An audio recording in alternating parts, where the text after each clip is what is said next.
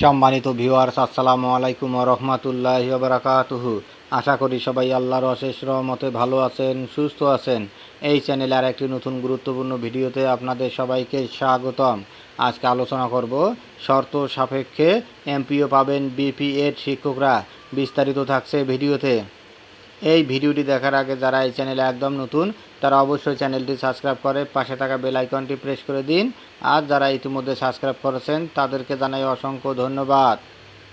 শর্ত সাপেক্ষে এমপিও পাবেন বিপিএড শিক্ষকরা।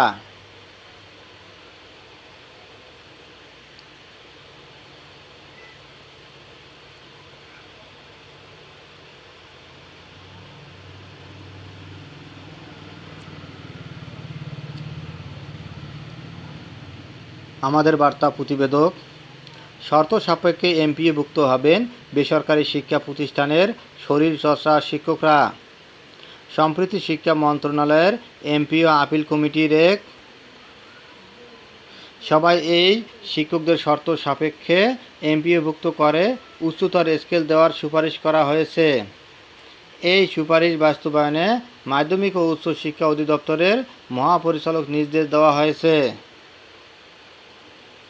বৃহস্পতিবার শিক্ষা মন্ত্রণালয় এ সংক্রান্ত এক চিঠির মাধ্যমে এই তথ্য জানা গেছে। চিঠিতে বলা হয়েছে, বেসরকারি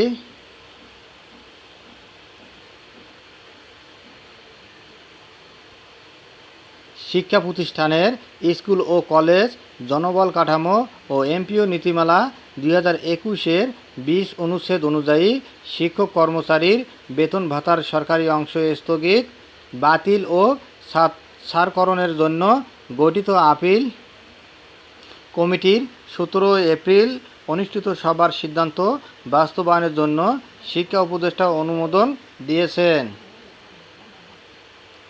17 এপ্রিলের ওই সভার বাস্তবায়নের জন্য একটি সাব কমিটি গঠন করা হয়। সাব কমিটি একটি প্রতিবেদন দেয়।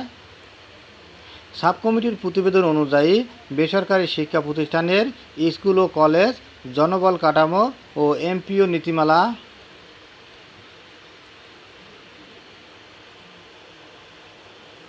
2021 অনুযায়ী সহকারী শিক্ষক শরীরচর্চা পদে নিয়োগপ্রাপ্ত কাম্য যোগ্যতাবিহীন শিক্ষকদের এমপিওভুক্তির বিষয়ে কোনো তারিখ পর্যন্ত নিয়োগপ্রাপ্ত শিক্ষকরা এমপিওভুক্ত হতে পারবেন তা স্পষ্ট নয়।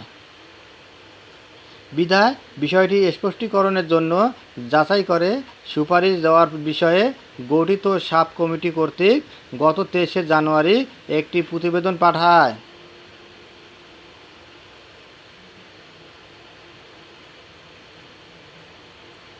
সাব কমিটির সুপারিশ শিক্ষা মন্ত্রণালয়ের 19/10/2016 খ্রিস্টাব্দের 19 অক্টোবরের চিঠির নির্দেশনা অনুযায়ী 2005 খ্রিস্টাব্দের 20 মার্চ অথবা তার আগে যে সব শিক্ষক নিয়োগপ্রাপ্ত হয়েছেন তারা এমপিও দেওয়ার ক্ষেত্রে বিবেচনায় আসবেন। নীতিমালা অনুযায়ী যোগদানের 5 বছরের মধ্যে কাম্য যোগ্যতা অর্জন করলে তাকে এমপিও দেওয়া হয়। অর্থাৎ 2016 খ্রিস্টাব্দের 31 ডিসেম্বর বা তার আগে বিধি অনুযায়ী যখনই নিয়োগ কার্যক্রম হোক না কেন, সংশ্লিষ্ট শিক্ষক যোগদানের তারিখ থেকে 5 বছরের